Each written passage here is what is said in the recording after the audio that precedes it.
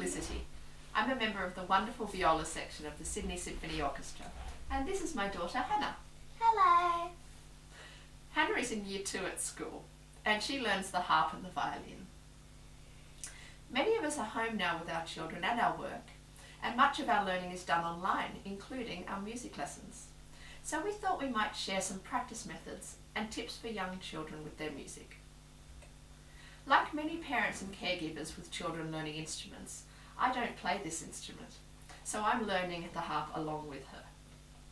But that's okay, because even if we don't play the instrument that they are learning, or possibly not play an instrument at all, we can still help at home.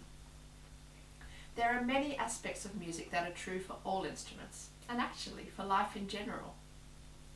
The first thing is that it is always good to start with what we call technique, which is generally exercises or scales.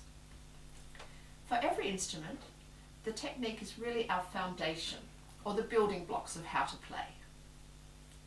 Technique is usually practiced to learn a new skill, or to correct or strengthen a skill that we may already know.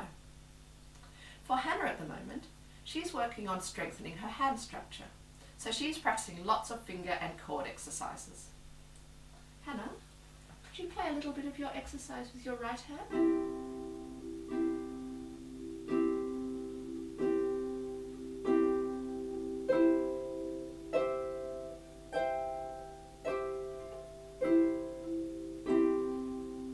Good girl. Exercises by nature tend to be quite repetitive, because that's their purpose really. That was a very short part of quite a long exercise that Hannah would practice each day. An exercise will tend to focus on just one aspect of our playing, so the player is really able to focus on what it is they're trying to get right or improve. Now in that exercise, Hannah is aiming to keep her hand in the correct position, and hopefully those skills then stay in place when she is playing her pieces, when she has lots of other things to think about as well.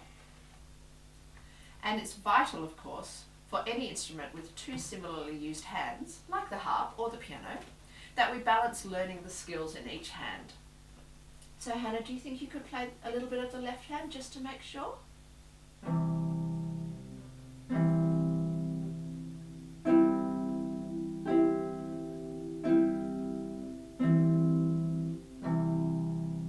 Good girl. And then, once we've practiced the technique, we can go on to the fun part of our practice, which is our pieces or our repertoire. Now it's always tempting for everybody, adults and children alike, to start at the beginning of a piece and play through from the beginning to the end. But what often happens is that students tend to get very good at the beginning of a piece, and then they stop once it gets tricky, and they start from the beginning again. So the comfortable parts get better and better and better, and the parts that we can't do so well, they never really improve.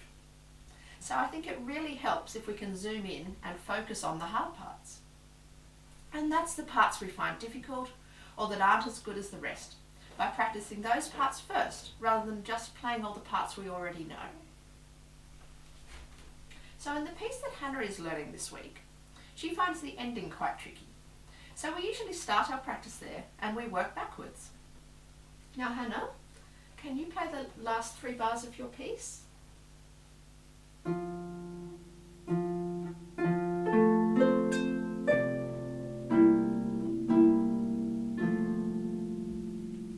That's great. Now if there's something tricky, it might be helpful to practice each hand separately to allow her to concentrate on a more manageable amount. But we also might break it down to an even smaller amount to try to get it better, or we can repeat it a few times to make sure it's really comfortable and secure.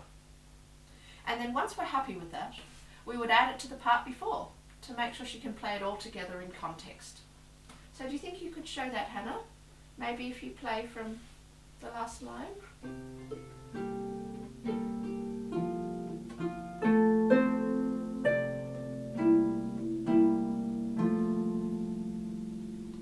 Thank you. And then of course if there's something not quite right or there's a stumble, we repeat the process again, going straight back to any parts that were a bit rocky to fix them up.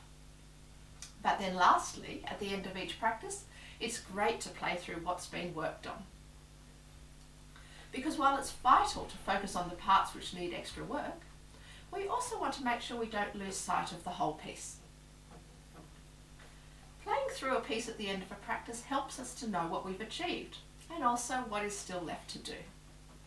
But most importantly, to enjoy playing and performing, which is one of the nicest rewards of playing an instrument. So why don't you play through what you've been working on, Hannah, and we can enjoy it too.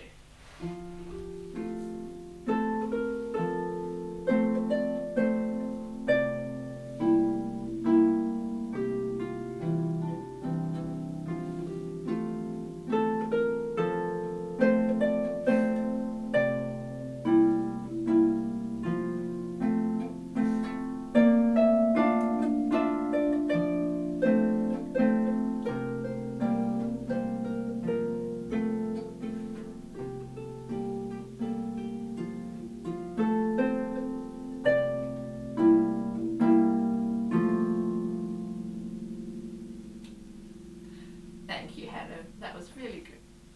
And thank you. I hope you've enjoyed listening and have fun practicing and learning with your children.